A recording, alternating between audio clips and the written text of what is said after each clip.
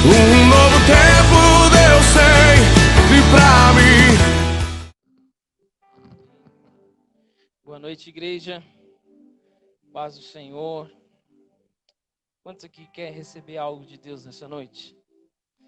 Quantos aqui não querem receber algo de Deus nessa noite? Amém. Abra a tua Bíblia lá em Mateus, capítulo 8, versículo 18.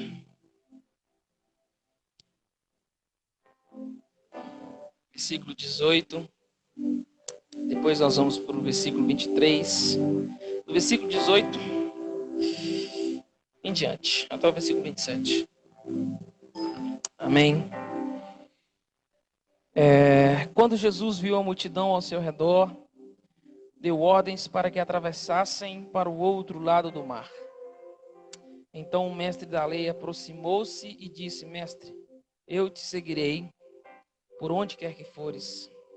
Jesus respondeu: As raposas têm suas tocas e as aves do céu, muito obrigado, têm seus ninhos, mas o Filho do Homem não tem onde repousar a cabeça. Outro discípulo disse: Senhor, deixe-me ir primeiro sepultar meu pai. Mas Jesus lhe disse: siga-me e deixe que os mortos sepultem os seus próprios mortos. Entrando ele no barco, seus discípulos o seguiram. De repente, uma violenta tempestade abateu-se sobre o mar, de forma que as ondas inundavam o barco. Jesus, porém, dormia. Os discípulos foram acordá-lo, clamando: Senhor, salva-nos, vamos morrer. Ele perguntou: por que vocês estão com medo, homens de pequena fé? Então ele se levantou e repreendeu os ventos e o mar, e fez-se completa bonança. Os homens ficaram perplexos e perguntaram: quem é este que até os ventos e o mar lhe obedecem?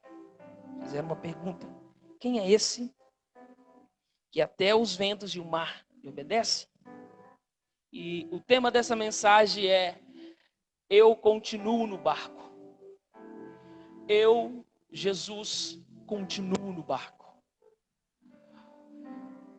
Se existe um barco, existe um mar. Assim como nós declaramos que se existe um Deus, então esse Deus ele tem uma habitação. Esse Deus ele precisa de um lugar para ele habitar. E a pergunta é: aonde Deus habita? Aonde Deus tem habitado durante esses dias? E faz assim para você, faz esse gesto. Deus habita aqui. Às vezes nós estamos tão preocupados. Deus habita, e quando fala Deus habita, a gente pensa algo lá no céu, uma casa, Deus cheio de fumaça e ele sentado no seu trono, aquela coisa maravilhosa. Mas muitas vezes não é isso, irmão. Deus, enquanto você estiver nessa terra, Deus ele está habitando dentro de você. Jesus está habitando dentro de você. O Espírito Santo está habitando dentro de você. Então, se existe um barco que nós estamos, esse barco é o barco é o barco da nossa vida. Jesus está nele. Mas nós não podemos deixar de lado que existe um mar também. Mas bem maior do que o mar é Jesus. Bem maior do que as tempestades da vida é Jesus. Nós lemos alguns versículos antes do versículo 18 que 2 discípulos chegaram para Jesus e falaram: olha, Jesus, eu te seguirei para qualquer lugar. Jesus, eu faço tudo para te seguir. Jesus, eu entrego tudo por ti, Jesus. Jesus, eu vou só lá em casa sepultar os meus pais e depois eu vou te seguir. Agora pensa se Jesus falasse o seguinte: beleza, vai lá e volta. Será que eles aguentariam passar por aquela tempestade? Beleza, vai lá e volta que eu estou aqui esperando, beleza, velho? Que a gente fala assim: beleza, velho, vai lá e volta lá. Com Jesus ele não tem a segunda opção. Com Jesus ele não tem a segunda opção. O primeiro discípulo falou o seguinte: olha, Jesus, eu te seguirei para onde você for. Jesus já conversa com aquela pessoa e já olha o coração, já não olha nem as palavras. Ele olha, é o coração daquele discípulo. E uma coisa que me chama a atenção é que os discípulos de Jesus haviam presenciado bastante milagres. Se você for ler do capítulo 8, do versículo 1 até o final do capítulo 8, nós vamos ver Jesus fazendo milagre para todo lado. Jesus revelando a essência do Pai aqui na terra. Jesus mostrando como que os filhos do reino de Deus, os seus discípulos, deveriam se comportar. Então, a cada milagre que Jesus realizava, os discípulos estavam ali perto, testemunhas oculares, experimentando, não experimentando na pele, mas estava vendo as pessoas tendo as suas experiências de vida sendo restauradas. Os discípulos estavam ali o tempo todo, aonde Jesus ia, os discípulos estavam atrás, o quê? Aprendendo com Jesus. E quando chegou a hora dos discípulos passar pelo mesmo teste, o que aconteceu com eles? Eles se apavoraram. Eles ficaram com medo. Eles começaram a clamar Jesus, mas não era aquele clamor de adoração a Deus. Era um clamor de medo. Era um clamor de falar, Jesus, pelo amor de Deus. Como que se Jesus não estivesse no barco? Como que se Jesus não estivesse lá no barco, pertinho deles? E eles começaram a se apavorar. Na verdade, não é a tempestade externa que deixa muitas vezes as pessoas com medo. Mas sim, existe uma tempestade interna dentro de nós, uma tempestade que tem abalado muitas estruturas. Existe uma tempestade que tem feito grandes líderes, a quem eu admirava muito grande, perder a fé. Existe uma tempestade interna que tem tomado o coração de muitos homens de Deus. Muitos homens, muitos profetas, muitos homens que se diziam, olha, nós estamos aqui, vamos avante, vamos fazer isso. E perderam-se a fé, porque uma tempestade se levantou. E eu falei, Deus, por quê? Por que isso está acontecendo? E a resposta foi, eles pararam de me ouvir. Não me escutam mais. Eles esqueceram que eu estou no barco ainda. A igreja esqueceu que eu estou no barco. A igreja esqueceu que eu só vou acordar, eu posso acordar e acalmar a tempestade. Sabe, existem algumas características que uma coisa é você presenciar os milagres sendo realizados na vida de algum irmão, na vida de alguma pessoa.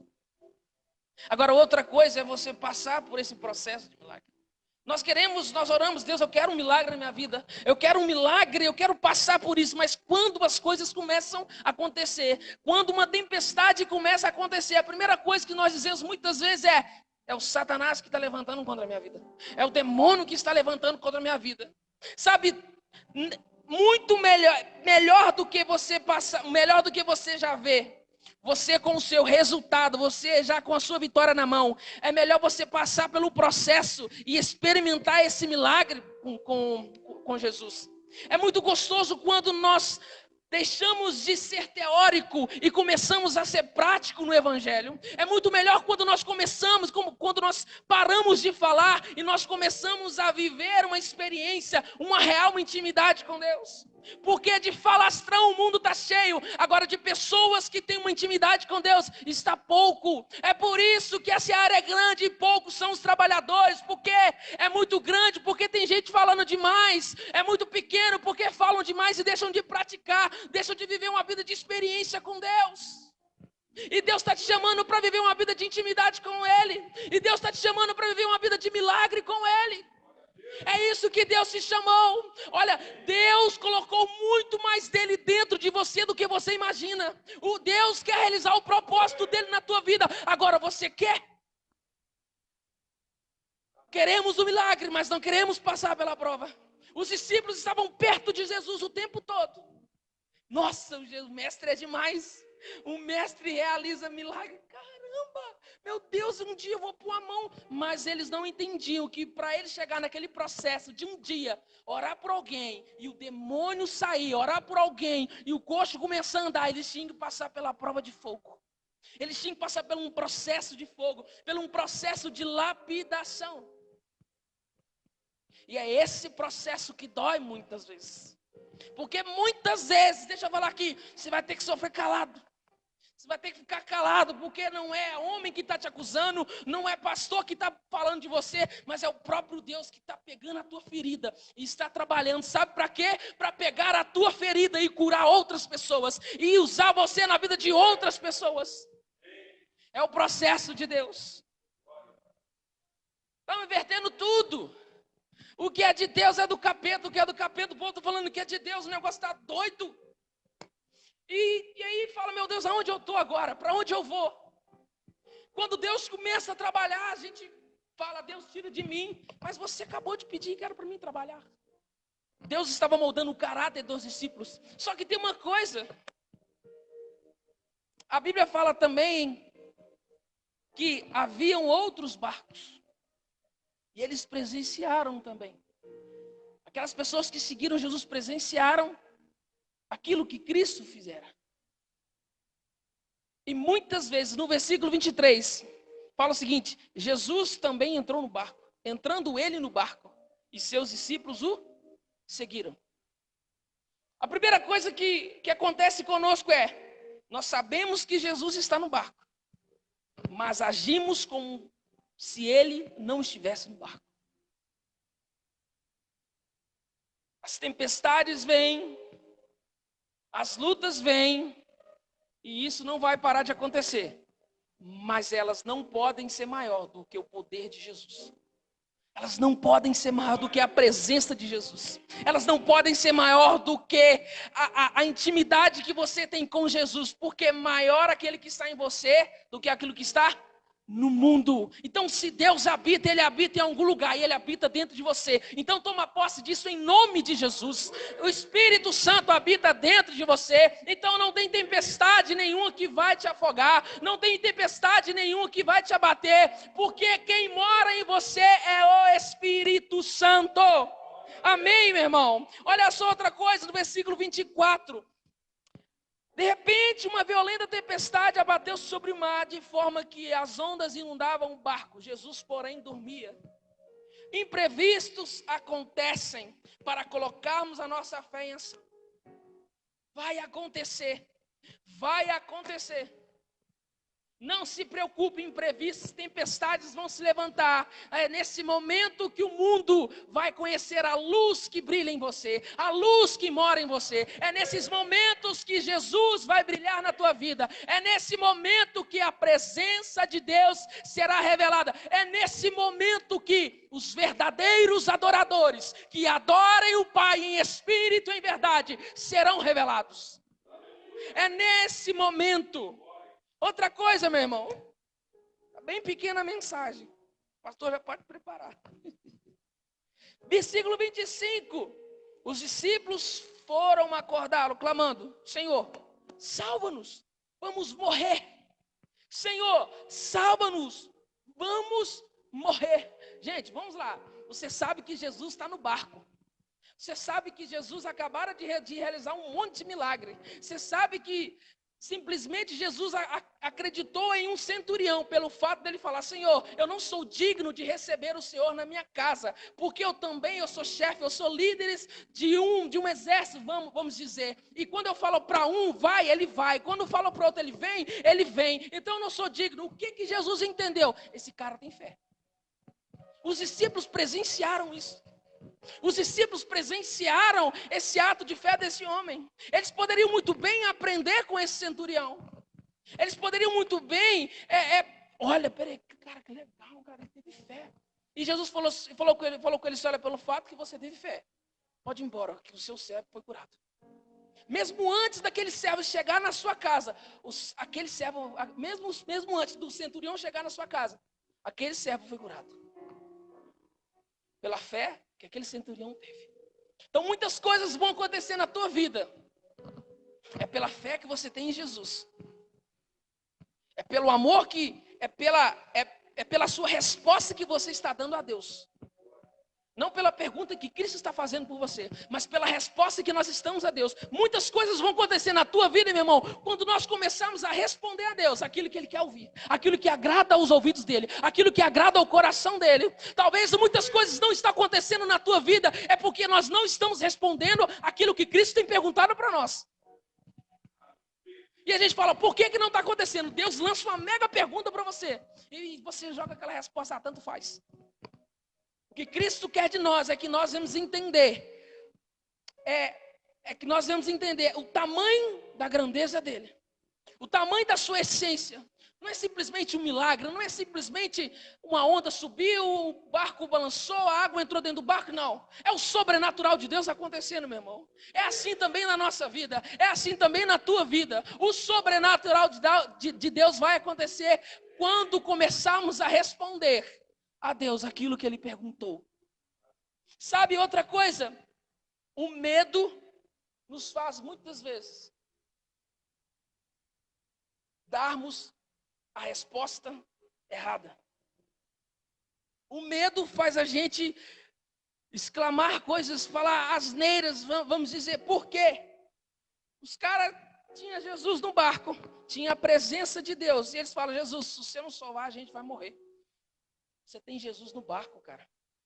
Nós temos Jesus no barco. Isso tem que ser tão real quanto o ar que a gente respira.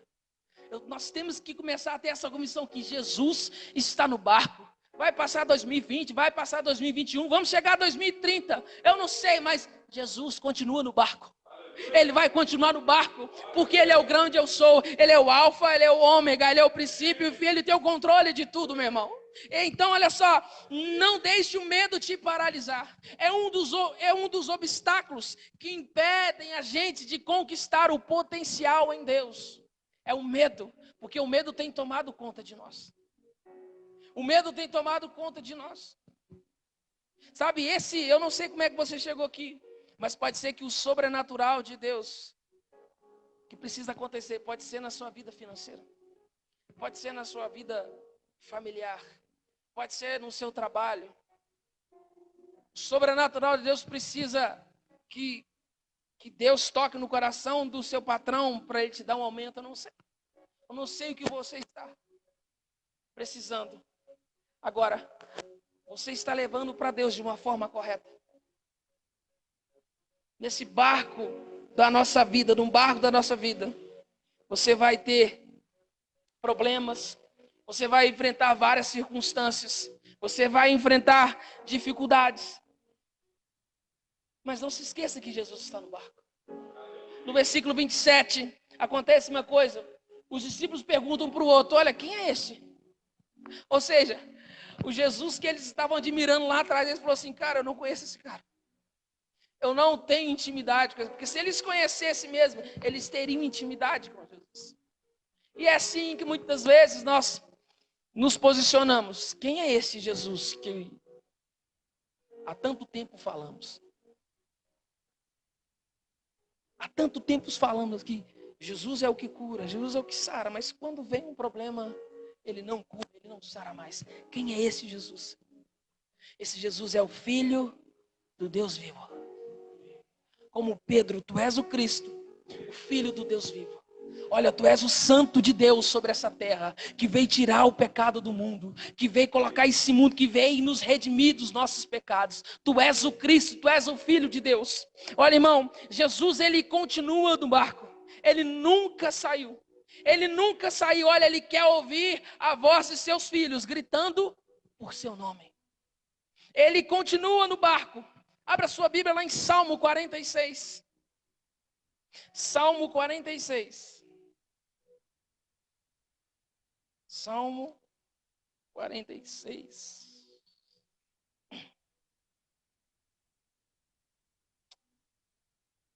Diz uma coisa. Versículo 1 em diante. Deus é o nosso refúgio e a nossa fortaleza. Auxílio presente na adversidade.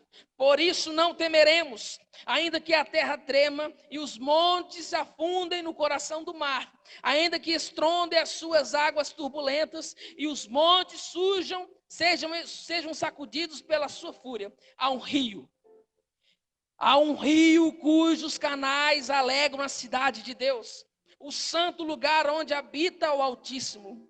Deus nela está, não será abalada. Deus vem em seu auxílio desde o romper da manhã. Nações se agitam, reinos se abalam. Ele ergue a voz e a terra se derrete. O Senhor dos exércitos está conosco. O Deus de Jacó é a nossa torre segura. Venham, vejam as obras do Senhor, seus feitos estarrecedores na terra. Ele dá fim às guerras até os confins da terra, quebrando o arco e despedaça a lança, destrói os escudos com fogo. Parem de lutar, saibam que eu sou Deus, o Senhor, sou Deus, serei exaltado entre as nações, serei exaltado na terra. O Senhor dos exércitos está conosco. O Deus de Jacó é a nossa torre segura. Sabe, tem uma música que fala: confiamos em nosso Deus, em seu eterno amor não seremos abalados. Não seremos abalados. Eu queria chamar aqui os meninos. Não seremos abalados. Igreja, quando nós entendemos que Cristo é a base para uma caminhada cristã, nada vai fazer com que nós sejamos derrotados. Quando nós temos uma intimidade com Deus, nada vai nos abalar. Quando nós passamos por essa tempestade, o que Jesus queria fazer com aquela travessia era encontrar um gadareno, era encontrar um jovem que estava endemoniado, para que o milagre viesse a acontecer. Então os olhos dos discípulos estavam do outro lado, mas eles esqueceram que para chegar do outro lado tinha um processo, tinha um mar. Mas não se preocupe, nós temos um barco e nós temos Jesus no barco e nós vamos atravessar do outro lado. E quando chegar lá, o milagre vai acontecer do mesmo jeito. Mas entenda uma coisa, enquanto isso, nós seremos provados pelo fogo do Espírito Santo de Deus. Enquanto isso, nós seremos tocados pelo fogo do Espírito Santo de Deus. Não tem outro processo, não tem outra maneira. Se queremos alcançar a maturidade em Cristo Jesus, precisamos ser lapidados pelo fogo. Precisamos entrar nos santos do santo e ser como Moisés. Ficar no lugar santo do santo. E quando sair, o rosto começar a brilhar, o coração sair ardente por amor a Jesus, e encontrar a primeira pessoa na rua e falar do amor de Jesus, seja de qual for a maneira, não interessa. O que Jesus quer é que você seja o canal de Deus aqui na terra. Não tem outro processo. Precisamos ser lapidados. Se você quer ser lapidado, você vai ser lapidado e você vai ser uma bomba aqui na terra. Você vai tocar o terror na terra em nome de Jesus. Eu queria que você levantasse. Para quem que nós temos clamado? Para quem que nós temos clamado? Para quem que nós temos gritado, vamos morrer? E por que nós temos gritado, vamos morrer, se Jesus está no barco? Se Cristo está no barco, não vamos morrer. Nós estamos aqui somente de passagem. Nós estamos aqui somente de passagem. Nós somos peregrinos dessa terra, ao qual Deus nos colocou para administrar, para cuidar e para levar o teu amor.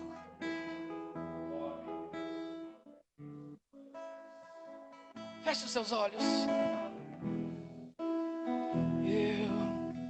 Quero ser transformado, quero ser tocado, mas o medo tem me paralisado. Deus, tem tantos sonhos, mas não consigo romper. Talvez muitos estão aqui, não consigo romper. Deus, eu não consigo romper. Deus, vem me socorrer. escuta o meu clamor.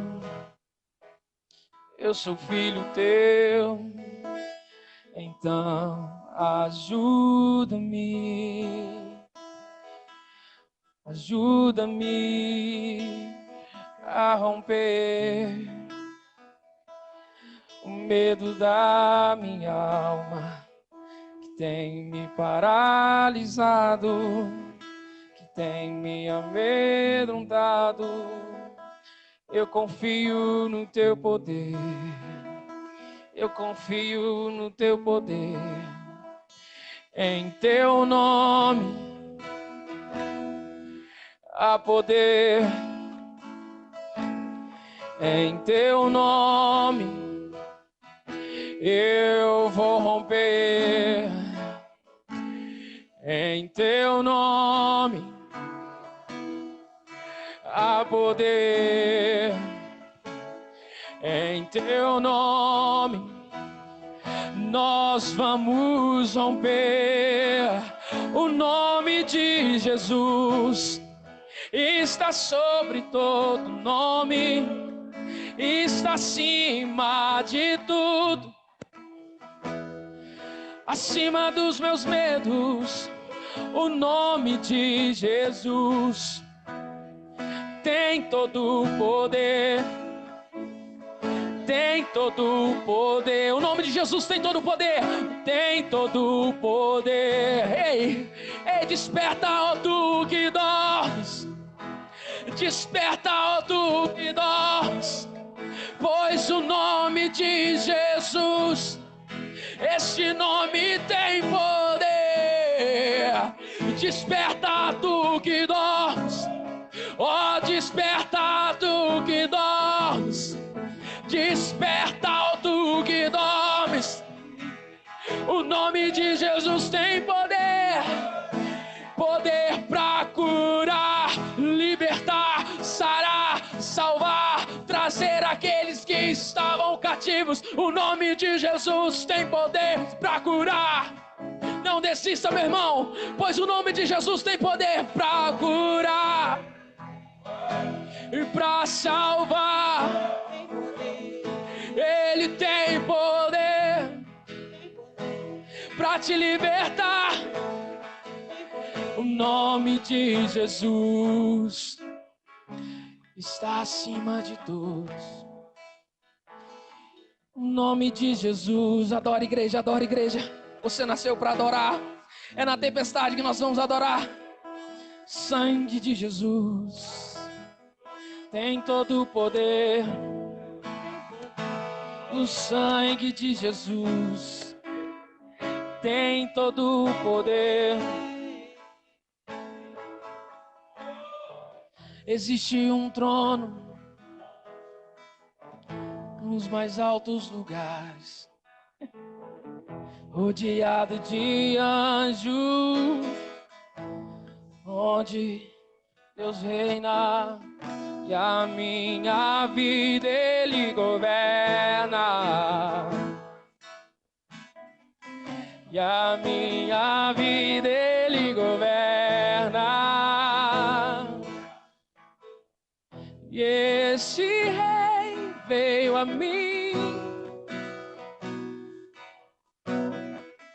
com os seus olhos em chamas. Eu perguntei sobre os seus olhos. Ele me disse sorrindo: o fogo nunca dorme. Cante, meu irmão, olha só. O fogo nunca dorme, nunca apagará, nunca apagará. Não, não, não. Oh. Deus nunca é vencido, nunca é vencido. Ele jamais é vencido, porque o teu nome tem poder. O sangue de Jesus tem poder. O sangue de Jesus tem poder. O sangue de Jesus tem poder. Poder para curar, porque há fogo em seus olhos. Ele te enxerga assim, como uma brasa viva. Ele te enxerga assim, uma pessoa cheia do Espírito Santo dele, cheia do seu Espírito. Essa é a presença do Espírito Santo. E Deus abençoe a tua vida. Seja cheio do Espírito Santo de Deus. Vamos passar pela tempestade, mas Jesus está no barco. Eu continuo no barco. Por quê? Existe um trono. Queria chamar o pastor. Colocado no mais alto lugar.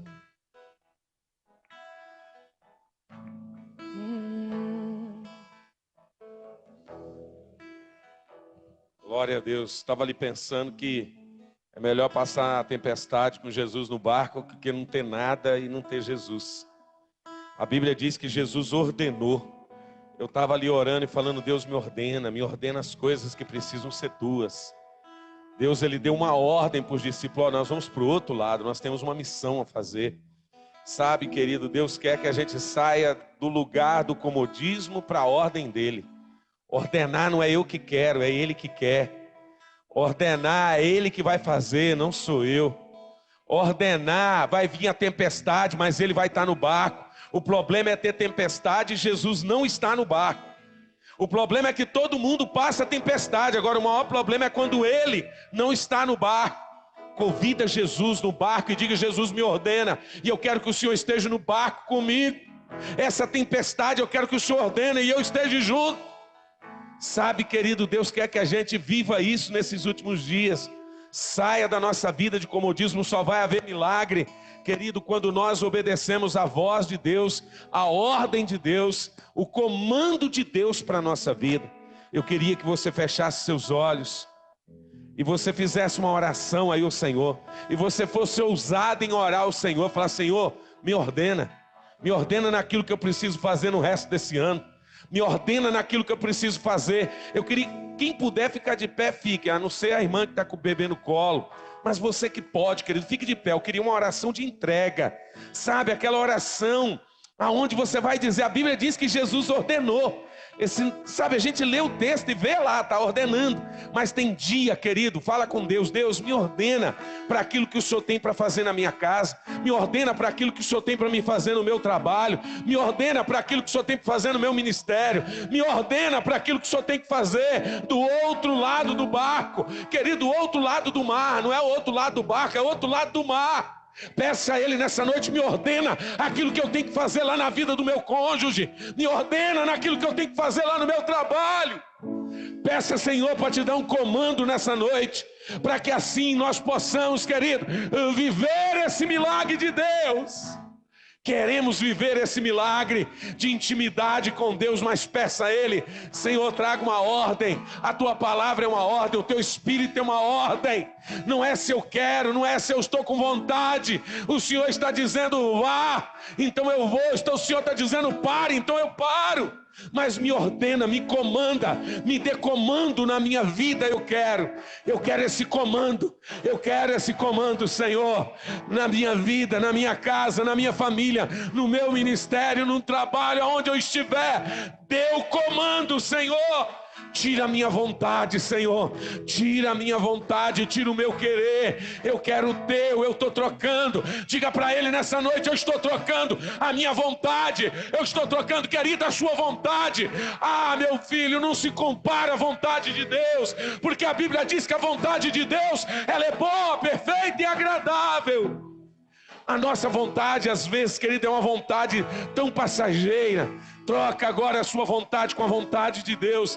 Troca o teu querer com o querer de Deus. E diga, Senhor, eu quero.